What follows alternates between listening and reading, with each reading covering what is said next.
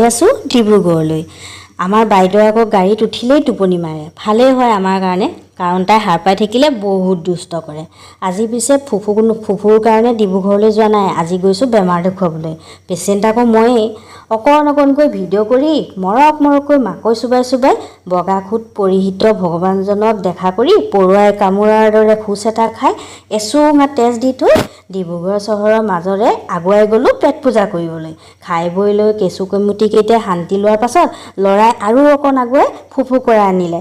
ঠাইখন নিজ চকুৰে দেখাৰ পাছত দিল একেবাৰে কৈছোঁ নহয়, দিল গাৰ্ডেন হৈ গ'ল। নিশা 7 বজালৈ ডক্তৰক ৰিপৰ্ট দেখুওৱালৈকে কেনেকৈ যে ধৈৰ্য ধৰি ৱেইট কৰিম বুলি ভাবি থকা মনৰ ভাৱনাবোৰ পলকতে উৰি গ'ল। ঘৰ আহি পাওঁতে 10 মানেই বাজিছিল।